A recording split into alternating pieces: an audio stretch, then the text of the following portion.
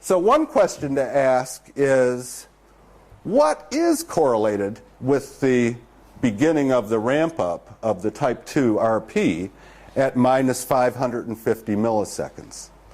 Libet says what happens there is the brain unconsciously decides to flex now. So this would be an unconscious proximal decision. Is that right? Could it be something else that's going on at minus 550? Well, one way to try to get evidence about it is to try to answer this question. How long does it take a proximal intention, say, to cause a muscle burst? And now, how could you get evidence about that? Well, one way to do it, given a certain assumption, is with a go signal reaction time task. And in go signal studies, people always know what they're supposed to do when they get the go signal. And there's always a warning signal telling you that there will be a go signal pretty soon. And then there's the go signal. It could be a tone or a light. And then maybe what you're supposed to do when you detect the go signal is flex the wrist. Okay? Now, the assumption would be this. What happens is the go signal generates a proximal intention. Okay, so make that assumption.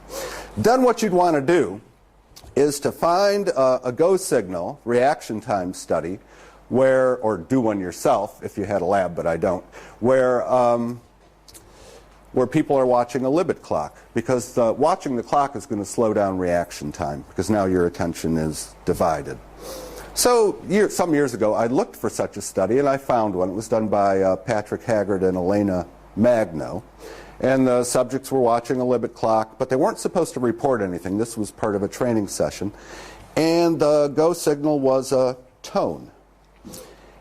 And the mean time between the sounding of the go signal and a muscle burst was 231 milliseconds. Okay? Now, if what the go signal generates is a proximal intention to do the thing that you know you're supposed to do, that's going to take time.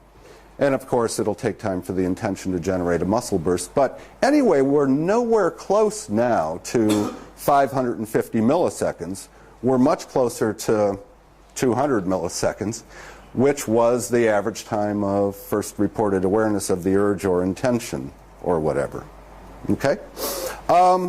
Now, when you take the clock away and have people flexing wrists, there's a study by Day and colleagues where the mean time between the go signal and the muscle burst was 93 milliseconds. They were flexing 2 wrists.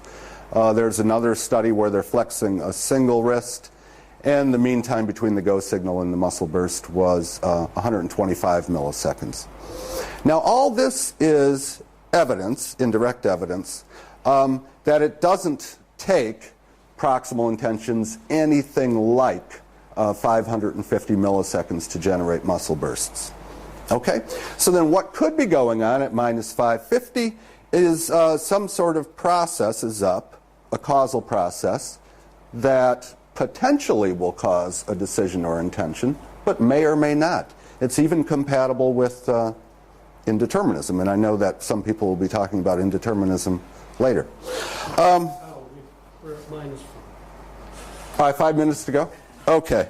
Geez, I thought it was 5 over, but that'd be plus 5, I guess. All right, and so another question is, well, even if that isn't a decision or intention at minus 550, even if it's something else, some precursor maybe to a decision or intention, how is it related to what happens at 0 milliseconds?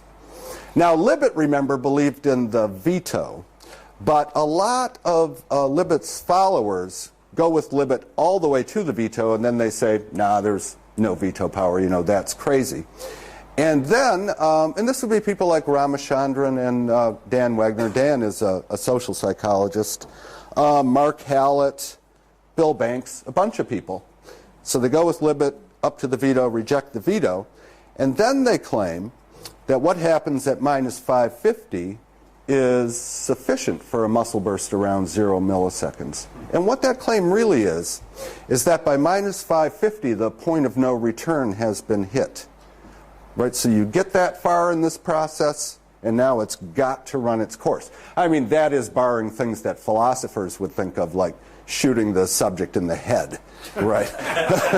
But, you know, setting that kind of interference aside, that was just for philosophers here, but I'm sure Bob thought of this already.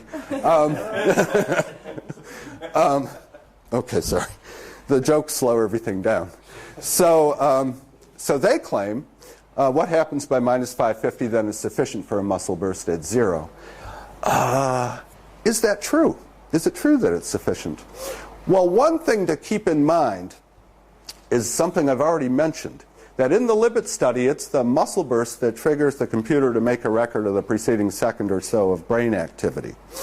And what you want to know, if you want to know whether what happens around minus 550 or between there and minus 250, say, is whether you can get a readout like that up to then in situations in which there's no muscle burst. But if you're going to be looking for that, you can't use the muscle burst as the thing that triggers the computer to make a record of that preceding brain activity, right?